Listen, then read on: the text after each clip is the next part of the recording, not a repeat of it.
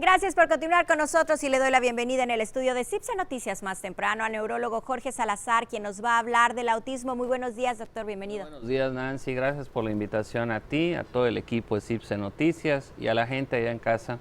Muchísimas gracias a usted por aceptar esta invitación y bueno, vamos a hablar del autismo. Empecemos por lo básico. ¿Qué es el autismo, doctor? Bueno, el autismo es una enfermedad que afecta sobre todo, bueno, se va a identificar en muchos casos, no siempre, ¿no? A veces cuando llevan a un niño con autismo, ¿verdad? Resulta que el papá se da cuenta de que tiene algunos de estos rasgos, pero en general se va a presentar o se va a manifestar o va a ser más fácil de detectar durante la infancia, ¿no? Okay. Y es un trastorno del desarrollo, es decir, nosotros los seres humanos cuando nacimos, nuestro sistema nervioso, nuestra especie, nuestro sistema sigue madurando los primeros 2 o 3 años y esto se manifiesta en el recién nacido, ¿no? Cómo aprende a hablar, a fijar la mirada, a caminar, va madurando. El proceso de maduración no termina cuando nace el bebé, sino que sigue durante los primeros 3 años. Incluso la corteza cerebral termina de madurar hasta cerca de los 24 o 25 años, pero va a haber un retraso en la adquisición de todas estas habilidades, ¿no? Que tienen que ver con muchos elementos, ¿no? Uno de ellos puede ser, por ejemplo, la capacidad del lenguaje, ¿no? Del lenguaje verbal, puede haber un retraso en cuanto a la adquisición del lenguaje o a la expresión del lenguaje verbal. Pueden haber intereses obsesivos en ciertas cosas, pueden haber movimientos estereotipados, se habla del aleteo, ¿no? Que se puede presentar. Muchas veces también el niño empieza un desarrollo normal y luego hay una regresión y se debe hacer un diagnóstico diferencial con otros trastornos. Entonces el autismo es uno de estos padecimientos, de estas condiciones en las que más que una enfermedad es una condición, ¿verdad? En la que va a haber un retraso en el desarrollo y es un espectro, por eso se llama el espectro del trastorno autista, es decir, hay diversos tipos de autismo.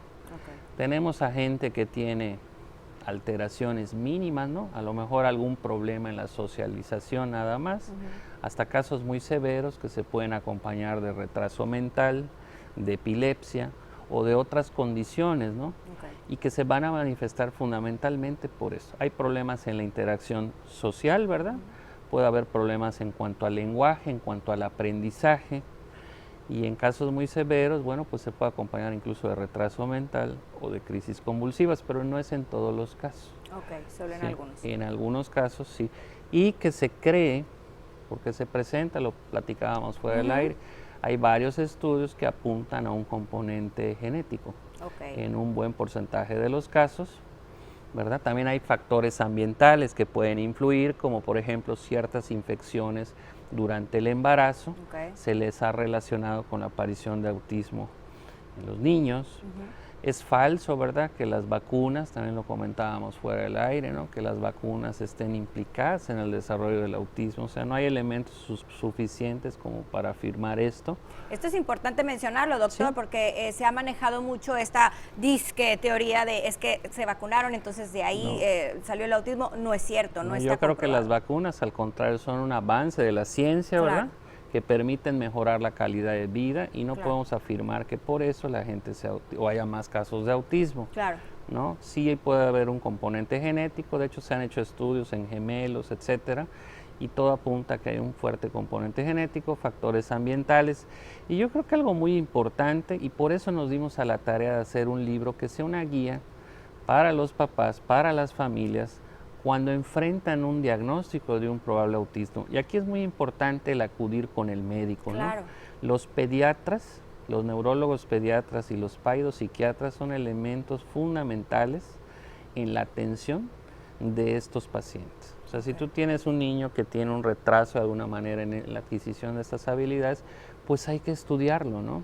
No hay que cerrarse. Sucede algo muy curioso, a veces cuando le plantean al papá que el niño puede tener un problema, en muchas ocasiones, no siempre, ¿verdad?, se cierran, ¿no? Estar un poquito abiertos, sensibles a que, bueno, pues a lo mejor el niño tiene un problema, vamos a revisarlo, ¿no? A lo mejor es una cuestión de madurez, pero bueno, pues si te están comentando que tiene algunos rasgos y que pudiera haber un autismo, bueno, pues acudir con el especialista indicado en el momento adecuado para darle ese tratamiento y ese apoyo. Los psicólogos también son un elemento fundamental, no solamente en la detección de los casos, sino también en el seguimiento que se les va dando, ¿no? Claro. Porque es un tema que abarca, pues, que afecta a toda la sociedad. Claro. Estos niños algún día serán adultos y aquí el tema de la inclusión es bien importante, ¿no? El tema de la escolaridad, el acceso a las escuelas, ¿no? El tipo de apoyo que...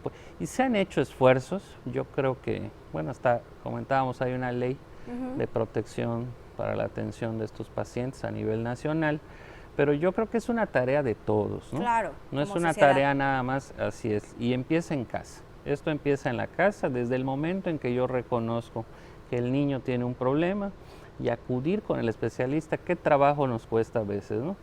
Y pues pretextos hay muchos, ¿no? Unos dirán que pues la situación económica no ayuda, ¿no? O no abona, pero bueno, hay mucho, existe el acceso, ¿no? Claro. Hay muchas dependencias en donde uno puede tener acceso para una evaluación psicológica, psiquiátrica o neurológica oportuna y no privar al pequeño, ¿verdad?, de los beneficios de llevar una terapia. Claro, porque hay tratamientos, doctor. Por supuesto, la terapia y sobre todo detectar si no hay comorbilidades, como te decía, hay un Claro. porcentaje de pacientes que tienen este problema del neurodesarrollo y pueden tener, por ejemplo, epilepsia o crisis de ausencia, y eso nosotros lo podemos tratar.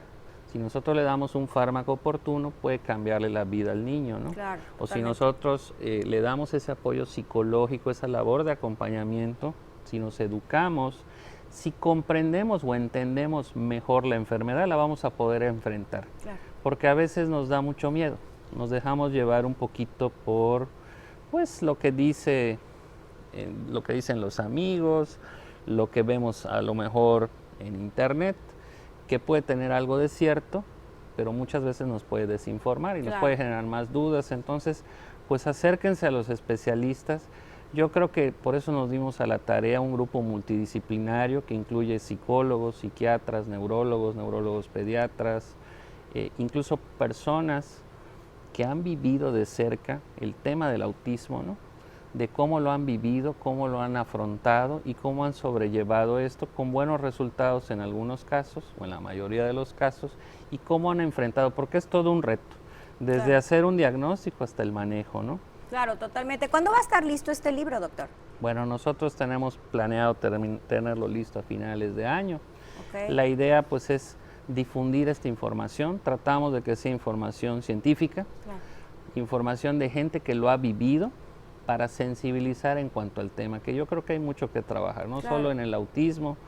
Este ya es el cuarto libro que elaboramos. Hicimos un libro sobre el Alzheimer, que por cierto, el día de hoy va a haber un evento de la Federación Mundial de Alzheimer, allá en el Gran Museo del Mundo Maya. Van a haber una serie de conferencias, está abierto a todo el público. Qué interesante que lo mencionas. Y van a haber algunos talleres incluso para cuidadores. ¿El día de hoy? El día de hoy, mañana y pasado van a estar por allá, a partir de las 10:30 son las inscripciones.